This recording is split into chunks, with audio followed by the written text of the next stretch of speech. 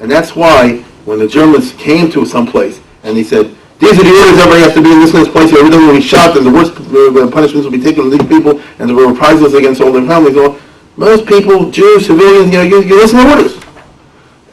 It happened to be, as I said, when my mother was recovering over here, in the next house with this guy, right?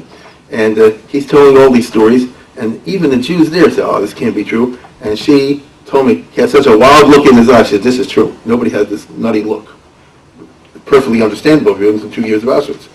This is true. So she knew, as a result of this, I don't say she's the only one, but she knew you have to do whatever it takes to stay out of the hands of the Germans, because it's death. It's forget it. Whatever they tell you, and whatever they promise, and whatever they deceive, it's all a lie. And as I say, shortly thereafterwards, the baby was born, and then they started having to look for houses to hide in. And the big question she had now was, you have a baby, do you do a bris or not? Because that's the mark of Cain. You're going to get the German army will be there very shortly, and they were. And the whole point of a bris is you can identify as Jewish, and it's the wrong thing you do. And my mother, as we knew her now, was a person of a very deep faith. Like many in her generation, like just about everybody in her generation, she had no formal Jewish schooling. There was none. What you take today called Beis Yaakov, things didn't exist where she was, and barely existed even where they were. The notion of religious schooling for Jewish girls, wasn't part of the old traditionalist outlook, for better or worse. And whatever you picked up by osmosis at home, or you didn't. And, the few things my mother knew was what she observed her mother doing, either she understood or didn't understand. But what was more important, I can say now, because they say if you go to a base Evel, then a chayitin alibo, you get to see things that you wouldn't see otherwise, was one thing she put in was an extremely strong sense of faith. And so she said that, she talked to God. And she said, just look, I have a baby now, I'm going to do what you said to do, but now you've got to do your part. You got to, like I'm talking now, I'm going to do what you said, now you have to do, and help me out over here. And so they did circumcise the baby, and then she had trouble in her hands. But she ended up hiding in one house. She made up with someone in the town. They didn't want to do it, but they said they'll do it.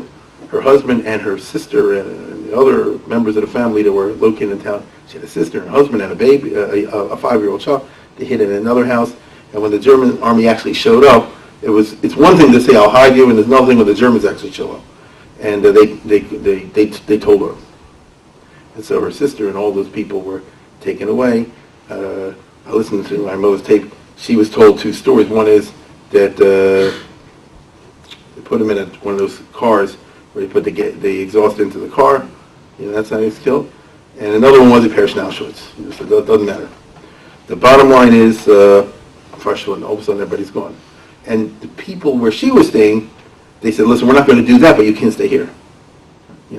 If you stay there, we'll have no choice but to tell, because they're putting up signs saying anybody that holds a Jew in there, the whole family will get killed. That's not fair. You sort of can't blame them. Right? They'll shoot me and my wife and my family, all the rest because I'm hiding somebody. And so what do you do?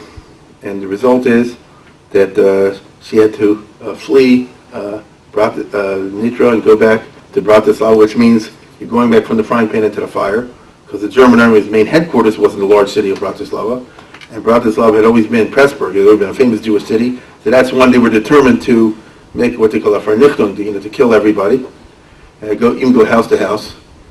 The only thing is she begged the family where she's staying to help me out over here, don't throw me, I have a baby, don't throw me. So the only thing they agreed to do, but it was a good help, was they said, we have a daughter who's not Jewish, a blonde-haired, blue-eyed peasant girl and all that. So she'll go with you in the train to Pressburg. She'll hold the baby.